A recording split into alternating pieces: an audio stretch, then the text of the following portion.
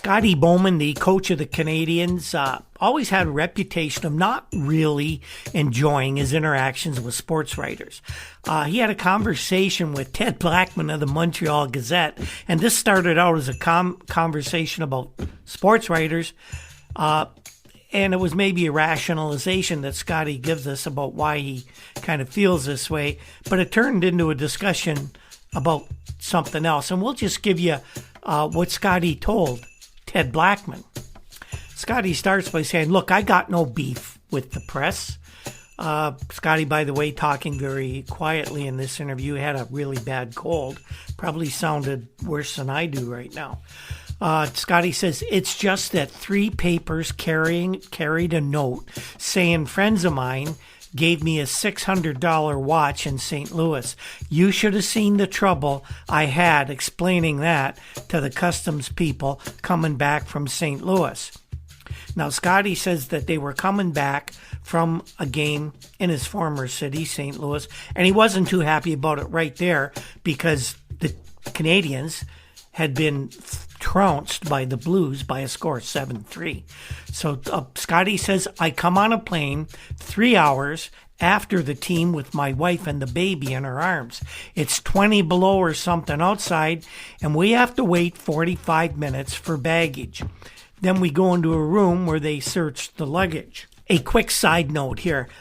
I was on a flight with Scotty Bowman from Tampa back to Buffalo just a few years ago, and I noticed Scotty in the few rows back of me. When we got off the plane, I went up, introduced myself. Surprisingly, he told me he knew who I was.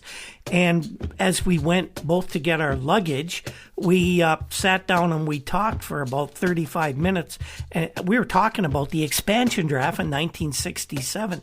He gave me a little test. He says, I can't remember when we took Glenn Hall. Were we picking second or third? And with Scotty, you know, that's a test. He knew exactly when they took Glenn Hall. And I said, well, if you remember correctly, you guys picked third and you took him then. I told him that Terry Sawchuk had gone first and Bernie Pront second. He goes, oh, yeah. He says, that's right. Right then, Scotty opened up, and we had a wonderful conversation about that draft and a lot of other things, and it was a really, really positive experience. So anyway, Scotty Bowman is actually a good guy in airports. He's not always grumpy like he says he was this day. So Scotty was saying that when he got to customs, they searched it, and he says, look, I got no beef with the customs people. They're only doing their job. But the customs guy asked Scotty if he bought anything, and Scotty says, no, he didn't. And then he says, well, did he acquire anything? And Scotty says, no, hell, I'm not even thinking about the watch at that time. It's right on the wrist, out in plain view. He's not trying to hide it. So the guy says, obviously, having read the newspapers, where's the $600 watch? Scotty says, I don't have one of those. I got this, a $50 watch. Well, the guy says, Scotty, you owe us $280 duty on the $600 watch.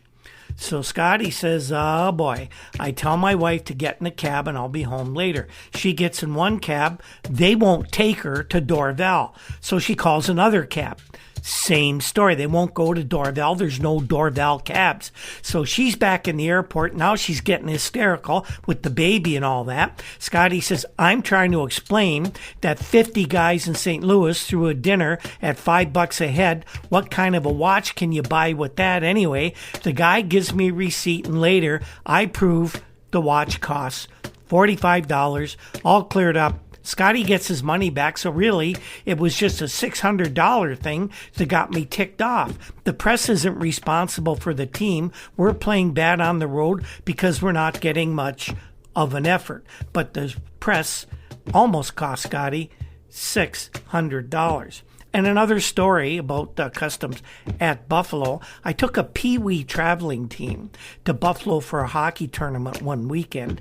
And crazy as it was, coaching the team, we won the tournament, and they gave us this big, huge trophy. So we proudly proceed back across the Peace Bridge at Buffalo with this big trophy in the front of my big Ford Bronco in the day. And same question, did you acquire anything? And I said, nothing but this lovely piece of hardware. And the guy says, how much did that cost? I said, it didn't cost me anything. We got it for free. We won it. And the guy sent us over to customs where they tried to make us pay $200 duty on a trophy that obviously we won. We didn't buy. I happened to carry a badge at that time, and I used the badge to speak to the customs supervisor, who apologized to me, and we were sent on our way.